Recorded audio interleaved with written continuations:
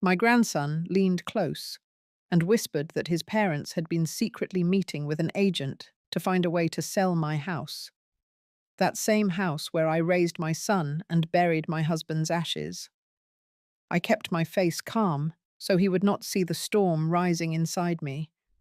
Yet my chest felt tight, as if the walls themselves were closing in. They thought I would not notice until it was too late. What they could not imagine was how quietly I could fight for what was mine. It was a cool morning on Bainbridge Island, the kind where the air smells faintly of salt and cedar. I had just poured my first cup of coffee when I heard the faint rattle of a bike on the gravel path. Leo, my 18-year-old grandson, came up to the porch with his hair still damp from the mist. He glanced over his shoulder, as if making sure no one had followed him, then leaned in close. His voice was barely above a whisper. "They have been talking to a real estate agent. They are trying to sell your house before summer." I kept my hands steady on the mug, though the heat from the coffee suddenly felt cold against my palms. I had learned a long time ago how to keep my face from betraying me, but inside, the tide was shifting fast. My chest felt heavy, the kind of weight that comes when you know something precious is already being pulled away. I nodded slowly, told him to come in before the chill settled in his bones. The kitchen felt too quiet as he sat at the table, his eyes fixed on a knot in the wood. I knew he was trying not to say more, afraid of making it worse. But I also knew that whatever else came next, the truth had already been planted in my mind. This house is not just walls and a roof. It is the place where I raised my son, where my husband and I planted the apple trees out back, where I carried in groceries through every season. It is where I stood in the hallway that night. The phone rang with the news no one ever wants, and where I placed the urn on the mantel the morning after the memorial. Every floorboard and window latch holds a part of my life that I never thought anyone would try to take from me. Leo's shoulders were tense, and I could see he was holding something back. I asked him to tell me what he knew. He said he had overheard conversations at home, bits and pieces about price points and timing. He had seen a folder on the kitchen counter with the name of a local brokerage on it. He thought it was wrong and wanted me to know before it was too late. There is a moment when betrayal is still fresh, when it feels almost unreal. I sat there, listening to the low hum of the fridge, the faint call of a gull outside. My mind was turning over the details, measuring what was true and what might still be a misunderstanding. Part of me wanted to believe it was just talk.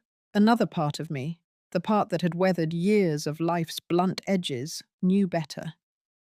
I thanked Leo for telling me. I could see the relief in his eyes, as if passing the burden to me made it just a little lighter for him. He is still young enough to think that truth is enough to change the course of things. I remember when I believed that too. As I stood by the window, watching the ferry in the distance cut a white path across the grey water, I felt the first flicker of something I had not felt in years. It was not anger exactly, and it was not fear. It was resolve, a quiet steadiness settling in my chest. I have lived enough years to know that sometimes you have to move in silence, the way the tide changes without a sound until you realize the shoreline has shifted. Leo asked if I was all right. I told him I was fine, that I just needed a moment to think. But in that moment, I was already beginning to sort through the next steps in my mind. Who I would need to call, what papers I would need to pull from the file cabinet upstairs. I knew that if Dylan and Sienna were planning something, they would not expect me to act quickly. That would be my advantage. The clock on the wall ticked steadily. Outside, the apple trees stood bare, their branches slick from the morning fog. This house has stood through storms that rattled the windows and winters that froze the pipes solid. I have stood through my own storms too. I am not about to watch it all be signed away without a sound. I walked Leo to the porch, told him to keep this between us for now. His nod was quick, serious. As he rode back down the path, I felt the cool air fill my lungs. There was work to be done, and I intended to do it quietly, carefully, and without giving them the satisfaction of seeing me rattled. For those listening now, you might understand the feeling. When the place that holds your memories is threatened, the fight is not about the bricks or the beams. It is about holding on to the part of yourself that has been built within those walls. And sometimes, the quietest fights are the ones that leave the deepest mark. The next morning, I sat at the kitchen table with a yellow notepad and began writing down everything I could remember from the past few months. It started with the Sunday in late September when Dylan came by alone. He had mentioned how quiet the house must be now and how much upkeep it must take. At the time, I thought he was simply making conversation. Then, in November, Sienna had offered to help with my property taxes, suggesting she could take over the payments if the deed was in both of our names. I had laughed it off, thinking she was just trying to be helpful. Now those moments lined up differently in my mind. I wrote the dates and details in careful order, leaving space to fill in anything else I remembered. There was the day a man in a windbreaker came to the door with a clipboard, asking if I was interested in a free market evaluation. I had sent him away without another thought. Later, I recalled seeing that same man talking with Sienna in the driveway when I came home from the grocery store. She had waved casually, saying it was nothing important. I thought back to a family dinner in early December. Between bites of roast chicken, Dylan had brought up the idea of downsizing, mentioning a condo in Seattle that was easier to manage. Sienna chimed in about how much money could be freed up from selling this place. They had smiled the whole time, speaking as if they were talking about the weather. That night, I had felt a flicker of unease, but brushed it aside. In January, there was another moment I had ignored. A plain envelope arrived in the mail with a glossy brochure tucked inside. It was from a local brokerage. Across the top was a photo of my house taken from the water, the one angle I had always thought was the most beautiful. I assumed it was part of a mass mailing and tossed it in the recycle bin. Now I wondered how they had managed to get that exact shot. As I listed these events, the pattern became hard to deny. I underlined each instance where someone had approached me directly or indirectly about selling. The page filled quickly, and I could see the timeline stretching like a quiet current beneath the surface of my daily life. I got up to make another cup of coffee and noticed my hands were steady. The shock from the day before had been replaced by something sharper. I was no longer sifting through feeling, but through facts. I went upstairs to the small room I use as an office and opened the file cabinet. Inside were the important papers I had kept in order for years. The deed, the tax receipts, the insurance documents. I spread them out on the desk, noting the dates and any clauses that might matter. I remembered my husband always saying that in a storm, you check your lines and anchors before you look at the horizon. Pulling out the last folder, I found copies of checks I had written over the years to Dylan and Sienna. Some were for big moments, like their wedding and the rounds of IVF they went through. Others were for emergencies they had claimed were temporary. I added up the amounts in my head, the numbers stacking higher than I expected. I made a note to keep these records separate in case I needed them later. Downstairs again, I sat in the armchair by the front window. The apple trees in the yard were bare and still, their branches black against the pale sky. I thought about the seasons they had stood through, storms off the Sound, winters that froze the ground solid, summers that baked the grass to brittle gold. They had kept standing. I began to consider the next step.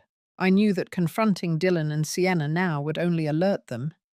If they were already speaking with an agent, they might try to move faster. I needed to give them no reason to change their pace, while I found a way to secure the house. The list in my notebook had become more than just dates and events. It was a map of decisions, each one a missed opportunity to see what was right in front of me. That recognition carried a sting, but it also gave me something to work with. I had the advantage of knowing what they thought I did not. I closed the notebook and slid it into the drawer of the side table. Outside, the ferry horn sounded faintly across the water. It was a reminder of the years I had spent keeping things on schedule no matter the weather. I understood the rhythm of preparation and patience, and now I understood that I would need both. 2 days after I had finished filling my notebook, Dylan called to say they wanted to come by for lunch. His tone was casual, but there was a slight pause before he spoke each sentence, as if he was choosing his words with more care than usual. I told him to come around noon. Sienna's voice floated in from the background, light and polite, and then the line clicked off. I set the table that morning without much thought to the food. I made a simple salad, roasted a chicken, and set out bread and butter. My focus was not on the meal. I wanted to see what they would bring with them, what kind of story they had prepared. They arrived right on time. Sienna carried a bakery box, and Dylan had a folder tucked under his arm. We sat down, and for the first few minutes, the conversation was nothing more than comments about the weather and traffic. Then, without warning, Dylan slid the folder onto the table and opened it toward me. Inside was a printed packet, neatly bound, with the heading Authorization to Represent Property Owner. Below that was my name and address. He began explaining how this was a preliminary agreement, nothing binding, just something to let a brokerage start exploring the market. Sienna leaned forward, her tone warm, saying this was all in my best interest, to help me transition smoothly. I looked at the first page. The listing price they had filled in was $1,320,000. Next to it was a column labeled Estimated Net Proceeds. It showed $1,220,000 after fees. Dylan pointed at the number and said it would be enough to cover everything they needed and still leave me with a comfortable cushion. Then came the part that told me everything I needed to know. Dylan explained that they had already spoken to a potential buyer who was interested in making an offer before the property even went public. Sienna added that moving quickly could save time and spare me the hassle of open houses and strangers walking through my home. I kept my eyes on the papers, scanning for the details they probably hoped I would overlook. The commission rate was higher than average. The closing date was marked for just 60 days out, and the buyer's name was left blank, a space waiting to be filled. The air in the kitchen felt heavier. I could hear the low hum of the refrigerator behind their voices. My fork rested on the edge of my plate, untouched. Every word confirmed what Leo had told me. This was not an idea they were toying with. It was already in motion. I asked Dylan to explain how he thought the transition would work. He spoke quickly, outlining a plan that had me moving into a 2-bedroom condo in Seattle, close to Sienna's family. He mentioned a building with a community lounge and weekly game nights. Sienna added that I would not have to worry about repairs or lawn care. The way they described it, the move sounded like a favor, a gift wrapped in convenience. But in the middle of their polished pitch, Dylan let slip a detail that cut through everything else. He said that with the proceeds from the sale, they could pay off the $120,000 lost in his cryptocurrency investment and secure the $450,000 buy-in for the franchise they wanted. Sienna's hand touched his arm lightly, as if to tell him to be careful, but it was too late. I sat back in my chair, letting the silence stretch. Sienna reached for her coffee cup, eyes fixed on the table.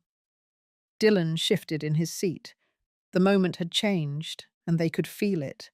I told them I appreciated them bringing me the information, that I would look it over. I slid the papers back into the folder and closed it. The rest of lunch passed in short, shallow exchanges. They spoke about a trip they were planning for the summer, a friend's wedding in California. I listened without offering much in return. My mind was already moving in another direction. After they left, I cleared the table slowly, placing each dish in the sink. The house was quiet again, but the silence no longer felt the same. I went to the living room and sat in my chair by the window. The ferry was crossing in the distance, its white wake cutting clean through the grey water. I thought about what had just happened, the way they had come into my home with their plan neatly laid out, confident that I would sign away the place without a second thought. I thought about the numbers they had presented, and how easily they had woven their own needs into the story of what was supposedly best for me. It was no longer a matter of suspicion. I had heard it from them directly. This was a calculated move, not a conversation. And in their calculations, I was a line item, a means to an end. I went to my desk and opened the drawer where I had placed my notebook. I added a new section, noting the date and everything said at the table. I included the listing price, the estimated net proceeds, and the exact figures Dylan had mentioned about his losses and the franchise buy-in. The page filled quickly. I closed the notebook and sat for a long moment, looking at the apple trees outside. The branches swayed slightly in the wind.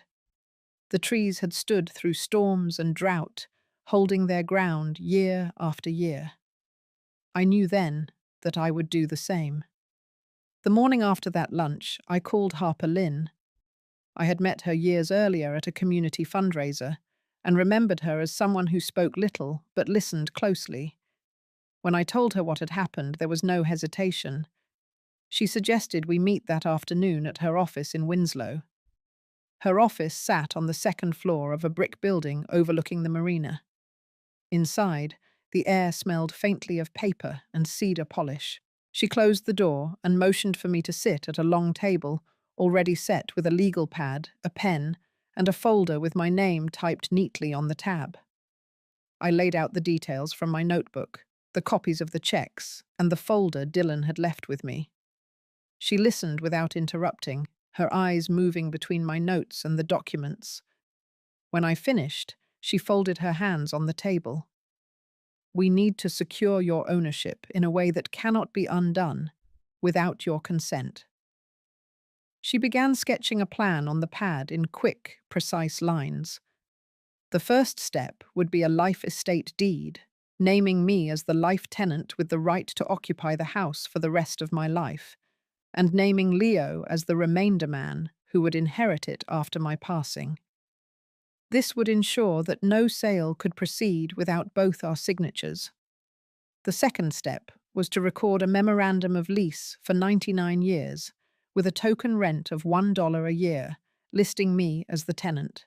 It sounded redundant at first, but Harper explained that it created another layer of possession rights, making any forced sale far more complicated. The third layer was to transfer the property into an LLC, with the sole member being a family trust she would establish for me. I would be the current trustee and beneficiary, and she would serve as the successor trustee if I could no longer act. This structure would shift ownership away from me personally while still giving me full control, adding another shield against outside pressure. For the fourth measure, she suggested granting a conservation easement to the Bainbridge Land Trust, covering the waterfront strip and the stand of apple trees. It would preserve those areas from development and give the trust the right of first refusal if the property were ever put up for sale. In practical terms, it would deter most speculative buyers and lower the market appeal for anyone looking to flip the property. Lastly, Harper picked up the folder of old checks and made a note. These will be converted into promissory notes with defined repayment terms. They will be referenced in your updated will and trust with a no-contest clause. If Dylan or Sienna challenge the estate, they risk forfeiting any remaining inheritance while still owing the debt. We went through each step again, this time with Harper explaining how the filings would be recorded with the county and in what order. The sequence mattered. The life estate deed and the lease memorandum would be recorded first. The LLC transfer would follow, then the easement. The trust documents would be signed and notarized on the same day. She moved through it like a captain charting a route through narrow waters, careful to avoid every hidden reef. By the time we had finished, the outline on her pad looked like a fortress built in layers. Harper gathered the papers into a neat stack and told me she could have the first documents ready within 48 hours. She recommended that I not alert Dylan or Sienna until everything was filed and stamped. They will assume nothing has changed. That will give you room to move without interference. I left her office feeling the solid weight of the plan in my mind. The air outside was crisp, the sky a pale winter blue. As I walked back to my car, I thought about the ferry schedules I used to manage. Every crossing had to be timed against the tides and the weather, and sometimes the safest choice was to delay departure until the moment was right. At home, I pulled the folder of important documents from the desk drawer and set it on the dining table. I added the deed, the insurance policies, and the most recent property tax statement to the pile Harper had already seen. I also included photographs of the house and the land from over the years, thinking they might be useful for the easement paperwork. That evening, I sat by the window with the notebook in my lap, adding a new section labeled Plan. Under it, I wrote each of Harper's steps in order, leaving space beneath each one to note when it was completed. The act of writing it down made it real, something I could follow like a set of instructions when the days ahead grew crowded. The house was quiet except for the ticking of the clock and the occasional creak of the wood as the temperature dropped. I could picture Dylan and Sienna talking in their kitchen, believing they had time to move me into their plan. What they did not know was that my own plan was already in motion. I closed the notebook and placed it back in the drawer. The ferry horn sounded faintly across the water, steady and sure. I felt the same steadiness settling in me. Whatever they intended, I now had the means to hold my ground. The rest would come down to timing and patience, and I had both. 2 days after meeting with Harper, I called Dylan. My voice was calm, almost tired, as I told him I was still thinking about the papers he had brought and that I might be open to hearing more. I suggested we all sit down again soon. He sounded relieved, the kind of relief that slips into a voice when someone thinks they are back in control. In the background, I could hear Sienna asking something, her tone lifting at the end. Dylan said they could come by this weekend. I agreed, setting the time without giving them a choice. After I hung up, I called Harper. She already had most of the documents ready and was waiting on the final signatures. We decided the filings would be done the day before Dylan and Sienna arrived. Harper also arranged for an escrow office to be available if needed, one that had full security cameras and an audio system that met the state's recording consent laws. The next morning, I walked the perimeter of the property, taking note of every detail. The apple trees stood bare, their branches slick with cold dew. The dock was quiet, except for the sound of water lapping at the posts.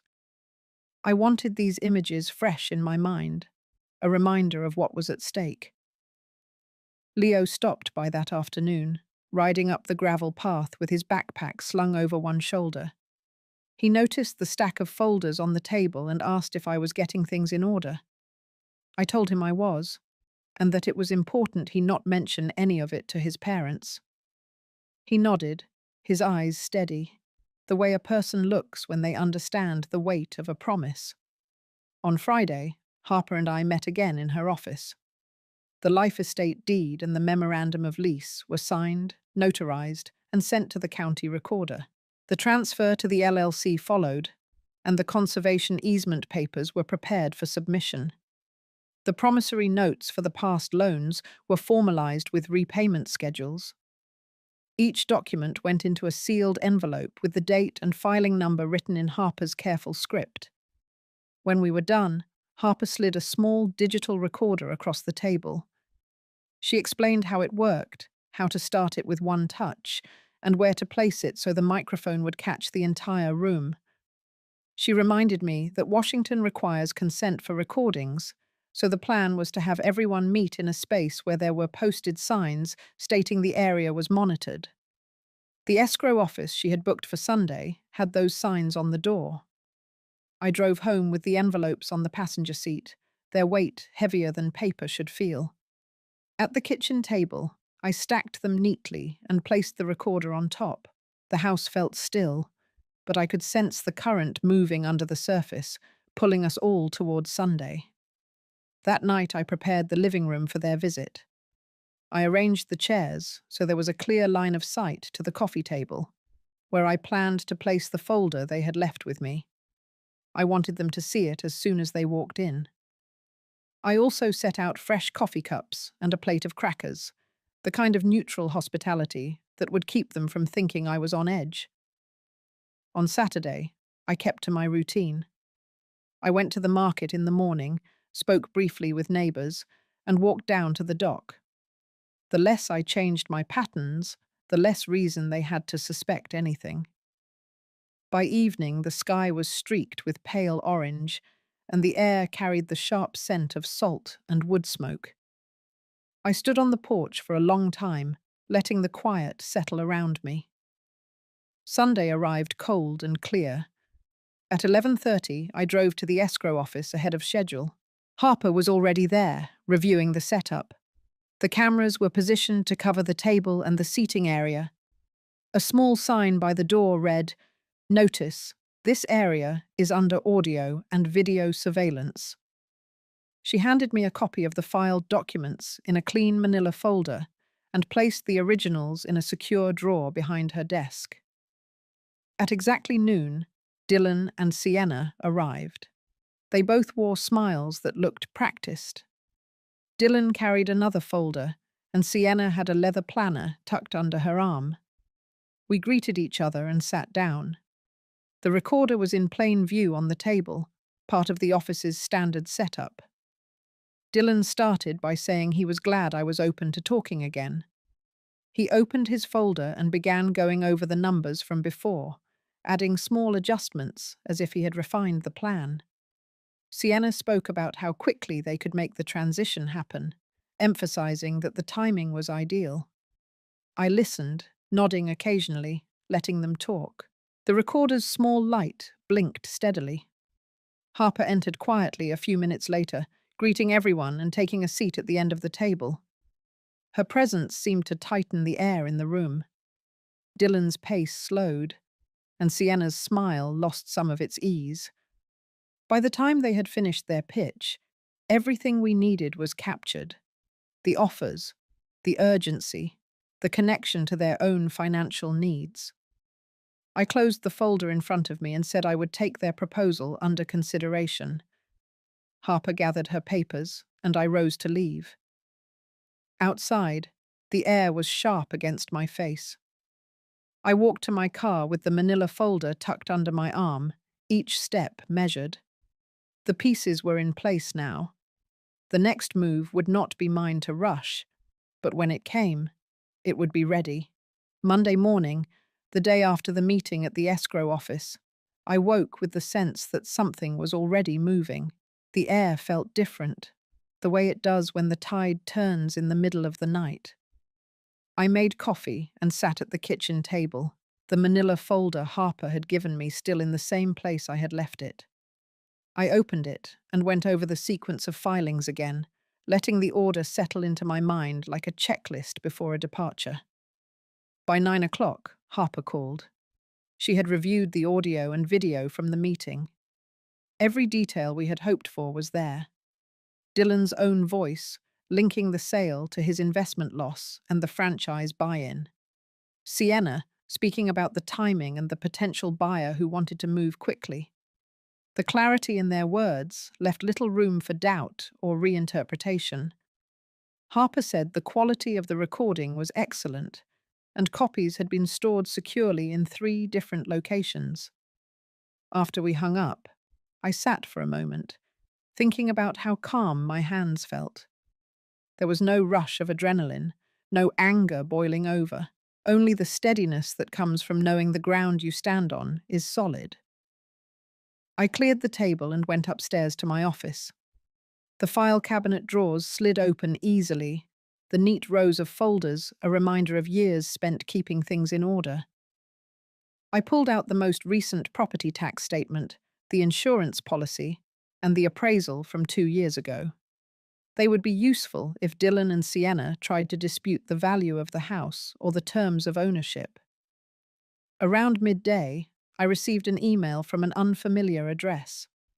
It was from a man introducing himself as a financial consultant working with Dylan and Sienna. He outlined how a sale at the current market price of $1,320,000 would net enough to pay off debts and secure a strong future for the family. The message was written with a professional polish, but there was a line that caught my attention. He mentioned capital gains implications that were plainly incorrect for a primary residence. Either he was careless, or he assumed I would not notice. I printed the email and placed it with the other documents. Then I called Harper to tell her about it. She asked me to forward it and said she would keep it as part of the growing file. The more threads we had, the stronger the fabric would be if we needed to present it. Later in the afternoon, I decided to take a walk down to the dock. The water was calm, the ferry making its steady crossing in the distance. Standing there, I thought about the years I had worked in operations, how the smallest oversight could ripple out into bigger problems. This situation felt the same. Every detail mattered, and missing even one could shift the balance. When I returned to the house, there was a voicemail waiting. It was Dylan. His tone was smooth, but underneath I could hear a hint of pressure. He said they had been speaking with the agent again and that an offer might be ready soon. He urged me to think about how much simpler life could be without the upkeep of the house. I saved the message and made a note in my notebook about the date and time. By evening, I had a complete folder with the property documents, the promissory notes, the recordings, the email from the consultant, and the voicemail from Dylan. It was a record not just of their intentions, but of the pattern they had followed. Laying it all out in front of me, I could see the progression clearly. The casual comments, the subtle pressure, the polished pitches, and now the direct move to line up a buyer. I thought about calling Leo, but decided against it. He had already done more than enough, and the less he was involved at this stage, the better. This was a point where quiet, deliberate action mattered more than conversation. Before bed, I called Harper one more time. We discussed the possibility of sending a formal notice through her office if Dylan or Sienna attempted to move forward without my consent. She suggested waiting until they made a clear overstep, which would give the notice more weight. I agreed. Timing was everything, and I was willing to let them believe the path ahead was still clear for them. The house was dark except for the lamp by my chair. I sat there for a while, listening to the low hum of the refrigerator and the faint creak of the beams as the night air settled in. The documents were back in their place, the plan intact, and the record growing stronger by the day. I knew there would be more calls, more messages, and more small maneuvers meant to push me toward their goal. But each one would only add to the file. Each one would make my position stronger when the moment came to put a stop to it for good. When I finally turned off the light, the quiet of the house felt like an anchor. Everything outside might shift and pull, but here, for now, nothing moved without me allowing it.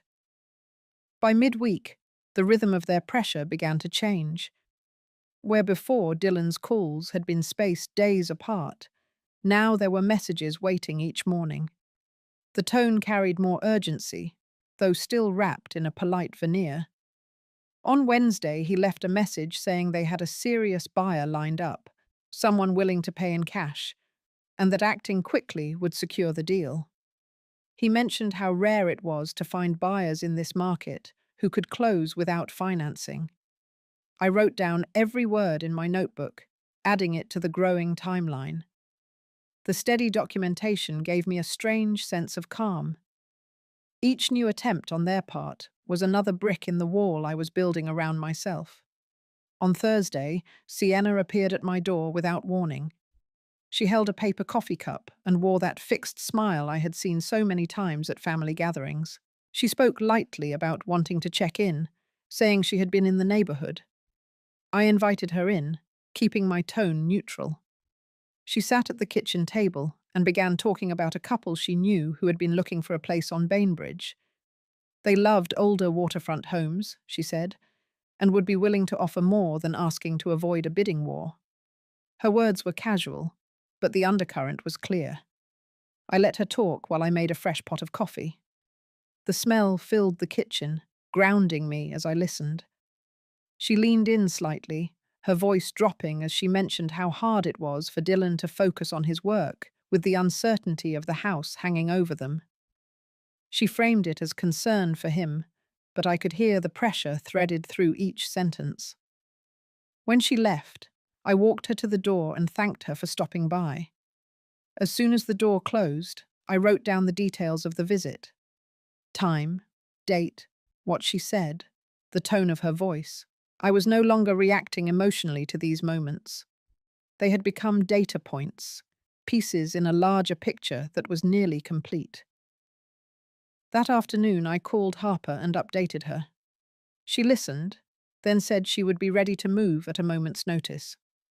She reminded me that our filings were already recorded and secure, but that having these interactions documented would give additional leverage if things escalated.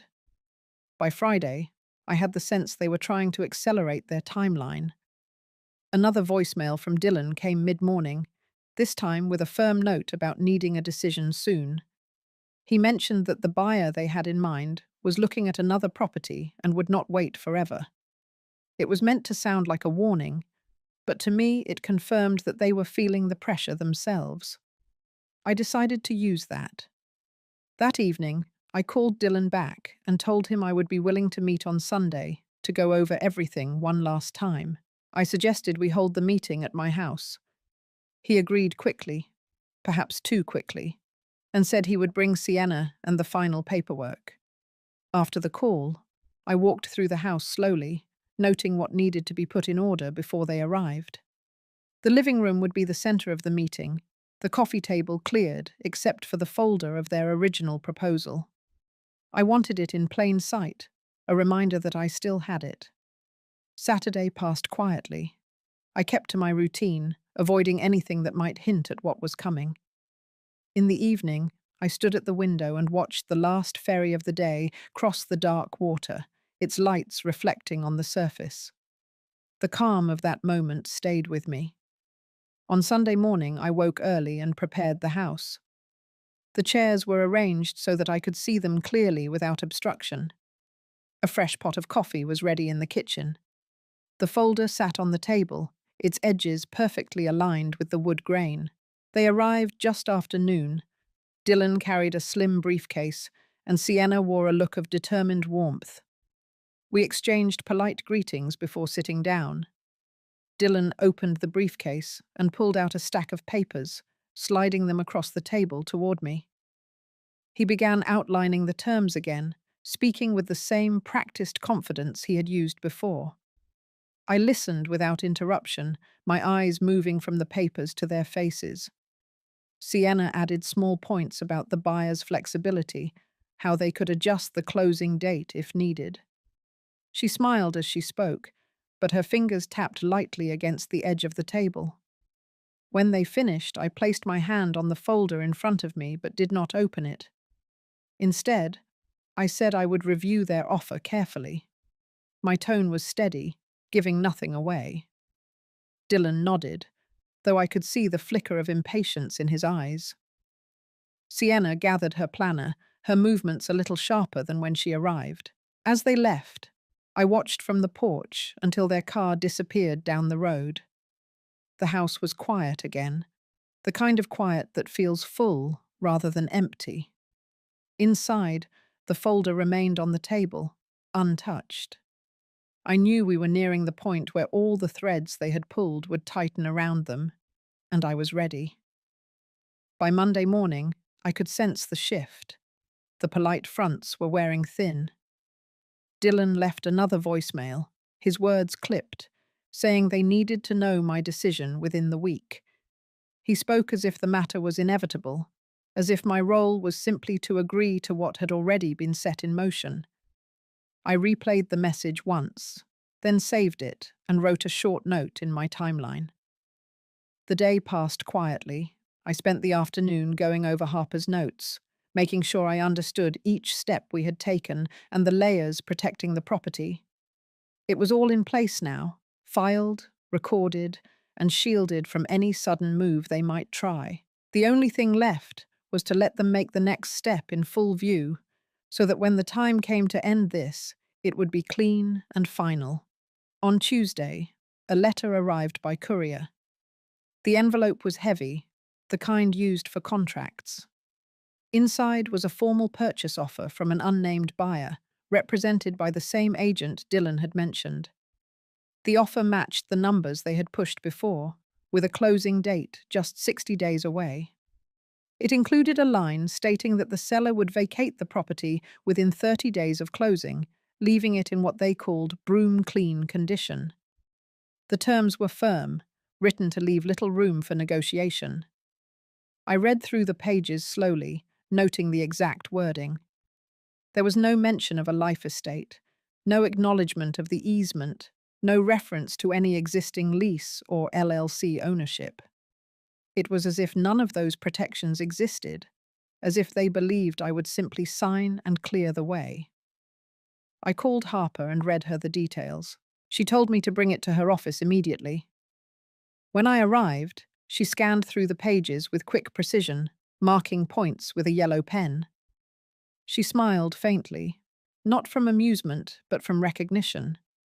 This, she said, was exactly the kind of oversight we had prepared for. The offer was written to a name and title that no longer held legal ownership in the way they imagined. Even if I signed it, it would be invalid without the approval of the LLC and the trustee. Harper suggested we send a short acknowledgement through her office, thanking them for the offer and stating that it would be reviewed by the current property owner of record. That would be the first time they would hear in direct, formal language that the structure around the house had changed. It would not reveal all the details, but it would be enough to unsettle their timeline. We drafted the letter together.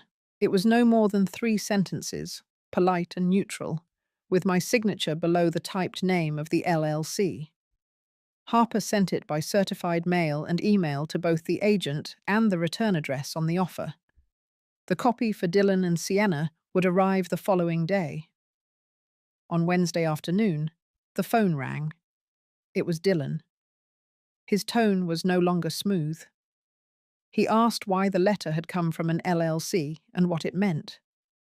I told him calmly that all matters regarding the property were now handled through the trust and its management. I kept my voice steady, offering no explanation beyond that. There was a pause on the line, a silence that felt heavier than anything he could have said. He ended the call quickly. That evening, I walked down to the dock. The air was cold, the tide low, the pilings standing tall above the waterline. I thought about how much had changed in just a few weeks, how what began as quiet suspicion had become a clear line I would not allow them to cross. The protections were no longer ideas on paper. They were recorded facts, standing like the pilings beneath me, rooted deep where the current could not move them. Thursday brought another envelope, this one thinner. Inside was a letter from the agent stating that the offer was contingent on clear title and vacant possession, and that any encumbrances would need to be resolved before closing. It was written in careful, non-confrontational language, but the meaning was clear. They now understood that the property was not theirs to move without my consent. I placed the letter in the growing file and called Harper again. She said we would hold our position. There was no need to respond unless they made a formal challenge. Every piece of correspondence, every voicemail, every visit was another entry in the record. By Friday, I had not heard from Dylan or Sienna again. The house was quiet, except for the sound of the wind in the apple trees. I sat at the dining table with the folder open in front of me, the letters and contracts arranged in order. The plan had held, and the shift I had sensed at the start of the week was now complete. They were no longer moving toward me with confidence. They were circling, looking for a way through, and finding none. I closed the folder and placed it back in its drawer. The light outside was fading, the last of the sun touching the tops of the trees. For the first time in weeks, I felt the kind of calm that comes not from waiting, but from knowing the ground beneath you is secure. Whatever came next would have to meet the full weight of what we had built, and I was ready. By the following Monday, the air around the situation had grown still, but it was the stillness before a shift, not a resolution. I woke early, made coffee, and sat at the kitchen table watching the light come over the water. The file drawer in the sideboard was closed, but I could feel the weight of everything inside it. The silence from Dylan and Sienna was unusual, and unusual meant they were recalculating. Around mid-morning, Harper called. She had received a copy of a title inquiry from the buyer's side, requesting clarification on the LLC and the easement. She explained that this was standard once they realized the property structure was not what they expected, but the timing told her they were still looking for a way forward. Her advice was simple: hold the line. Do nothing that would change the landscape we had built. That afternoon, I walked the length of the property, from the apple trees near the road down to the dock. The tide was halfway in, the water shifting in slow swells. The house stood behind me, solid in the pale winter light. Every step reminded me that the fight was no longer about defending what I had, but about making sure it would never be taken without my consent. On Tuesday, a courier came with a letter addressed directly to me, bypassing Harper's office. It was from Dylan. The language was polite, but the message was personal. He wrote that he felt blindsided by the legal changes, that it was hurtful I had not discussed them with him first. He framed his concern as disappointment, not anger, but it was clear he was trying to appeal to the history between us. I read it twice, then placed it in the file without comment. My mind went back to Harper's words from the beginning. Once the structure is in place, let them reveal themselves. This was another reveal. It showed that the business tone they had been using was giving way to something more raw. On Wednesday morning, I took the ferry into Seattle for errands. Moving through the crowd on the deck, I felt the kind of anonymity that comes from being away from the immediate situation. It gave me space to think. The past weeks had been a series of measured moves, each one made with care. Now, the shape of the end was beginning to show. It would not be a confrontation in the open, but a closing of a door they had assumed would stay ajar. When I returned home, there was a message from Harper saying she had sent a short, formal reply to the title inquiry, confirming the LLC ownership, the trust, and the easement. It was factual, without commentary, leaving no opening for argument. She assured me this would make it clear to any buyer that the property could not be transferred without the trustees' direct consent. By Thursday, the phone calls from Dylan had stopped entirely. Sienna sent one brief text in the evening saying she hoped I was well. It was the kind of message that carries no purpose beyond testing the line. I left it unanswered. Friday morning brought another envelope, this one from the buyer's agent. Inside was a short notice that they were withdrawing the offer and moving on to other opportunities. The language was clean, without blame, but I could feel the frustration underneath. I set it on the table and looked at it for a long moment before adding it to the file. The sequence was now complete. That afternoon I called Harper. She agreed that this was likely the end of their immediate attempt to take the house. We talked about keeping everything as it was, maintaining the protections without change. She suggested we do a quiet review in 6 months to make sure nothing had shifted in county records. The evening was cold and still. I made tea and sat in the living room with the lamp on low. The house felt settled again, the air inside no longer carrying the tension of the past weeks. Outside, the apple trees stood in their winter rest, their bare branches dark against the fading light. I thought about the first moment Leo had come to me with the warning, how small it had seemed then compared to what it became. I thought about the careful steps, the patience, the way each move had been measured not for speed, but for stability. By the time I went to bed, I knew this was not just an end to their attempt. It was also the beginning of a new chapter for me, one where the boundaries were not implied, but set in stone. The house would stand as it always had, not because I had fought loudly for it, but because I had made it impossible for anyone to quietly take it away. The week after the buyer withdrew, the house seemed to exhale. The air felt lighter, as if the weight of their intentions had finally lifted. I went about my mornings without the undercurrent of waiting for the phone to ring or the sound of a car pulling into the driveway. The file drawer in the sideboard stayed closed, but I knew it was there, holding the entire history of what had just passed. On Monday, Harper called to confirm the withdrawal had been filed with the county. She had already checked the title records and confirmed that nothing had changed on the property's status. Her voice was steady as she told me that, for now, the matter was settled. She reminded me to keep all correspondence and records as they were, untouched, in case they were ever needed again. That afternoon, I walked the length of the shoreline. The tide was high, and the water lapped softly against the dock. The sky was clear, a pale winter blue.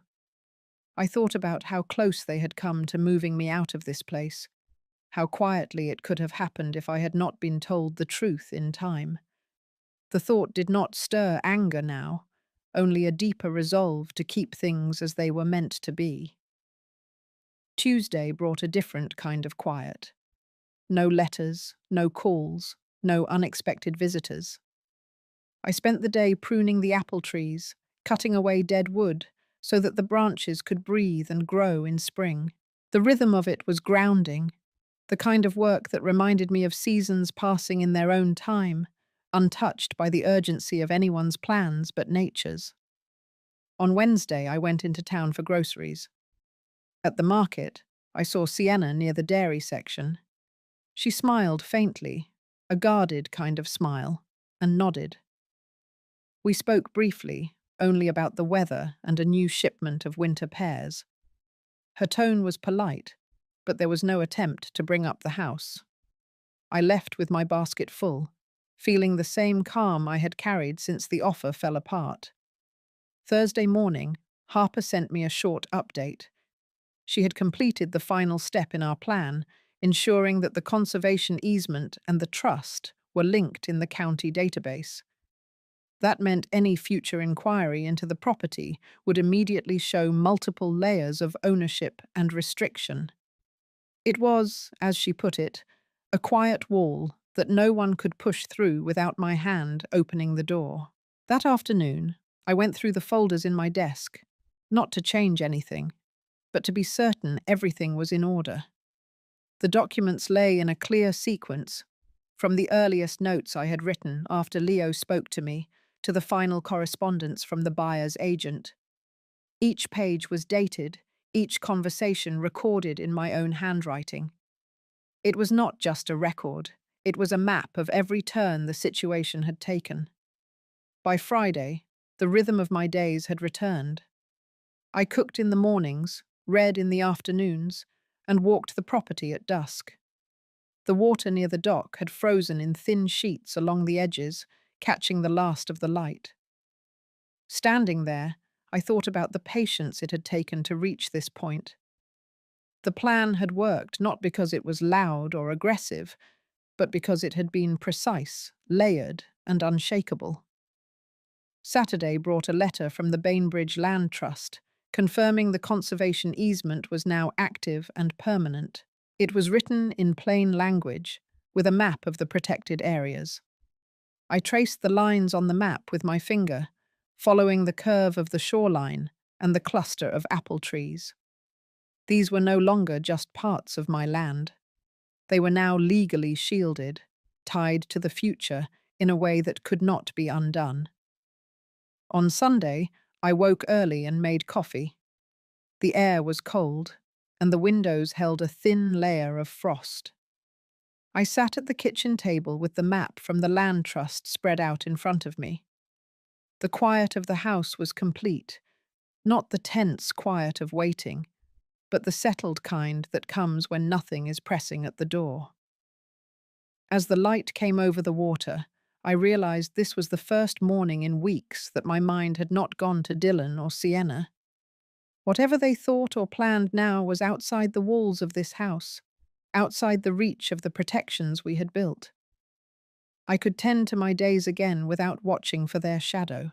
When I put the map away, I noticed the clock on the wall, its steady rhythm filling the room.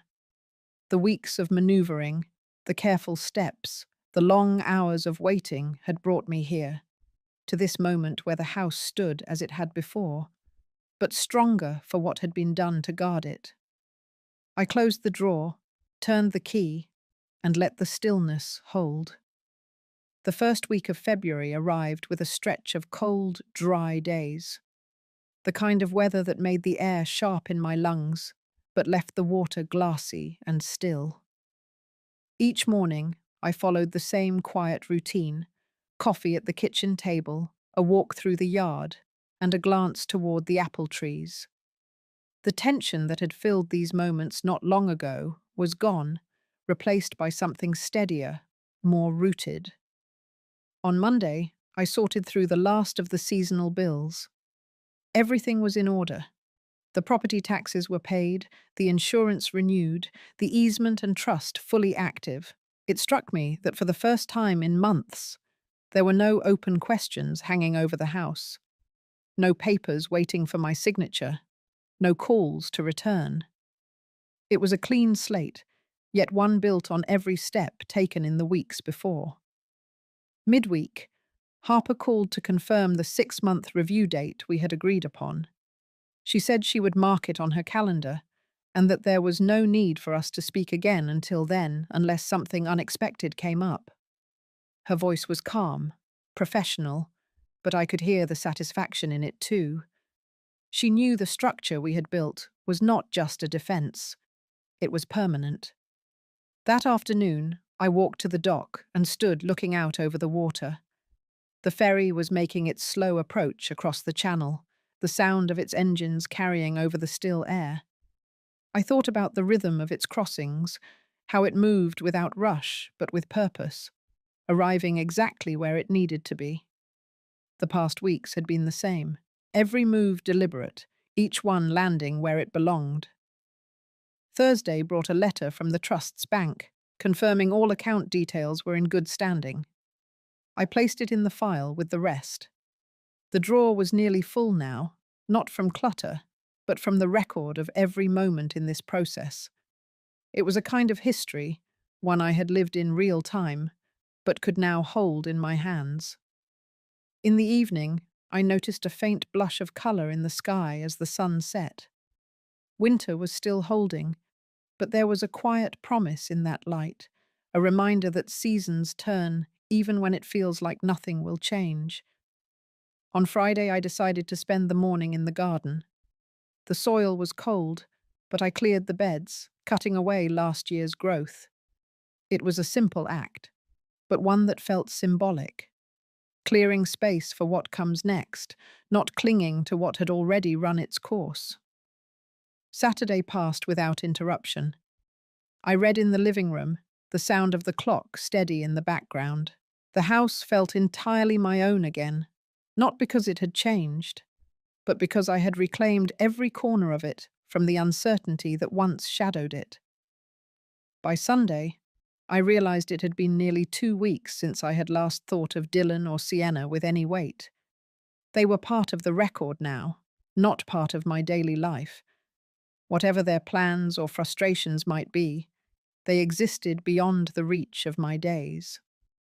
That morning I took the long path through the property, moving slowly, noticing the details I had overlooked when my attention was pulled toward defense. The moss on the north side of the trees was thick and green. A heron stood near the water's edge, still as a stone until it lifted into the air with a slow, deliberate beat of its wings. When I returned to the house, I unlocked the drawer and looked at the file one last time before closing it for good. The pages inside told a story, one of quiet persistence and unshaken resolve. It was not a tale of open conflict, but of holding ground with patience until the pressure broke on its own. The house was silent, except for the wind brushing against the windows. I made tea, sat by the window, and watched the light shift across the water. The weeks of strain had passed, leaving behind not just relief, but a deeper sense of my own boundaries. I had not just kept the house, I had kept the shape of my life intact. And in that, there was a steadiness no one could take. Spring came slowly that year. By March, the light stayed longer in the evenings, casting a warm gold across the apple trees. The buds began to swell on the branches, small signs that winter had loosened its grip. I moved through the house with a sense of ease I had not felt in months, each room holding its familiar quiet without the shadow of intrusion. The file remained in its drawer, untouched but present. I no longer felt the need to check it. Its weight was steady enough in my mind, a quiet assurance that every step taken had held.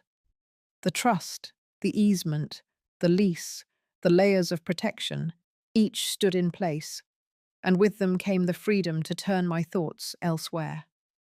One morning, I walked the path to the dock just as the sun lifted over the horizon. The water was smooth, the reflection so clear it was hard to see where the sky ended. I thought of the months before, when each walk had been filled with calculation, measuring what I could risk and what I could lose. Now there was no calculation, only the rhythm of the tide and the sound of gulls calling across the channel. The season carried me into small routines, planting new herbs in the garden, repainting the trim on the porch, sharing coffee with neighbors who stopped by. Life no longer felt like it was lived in defense, it was lived in presence. There were moments when the memory of their plans would rise, Dylan's clipped messages, Sienna's polished smiles, but they passed quickly. They no longer carried weight.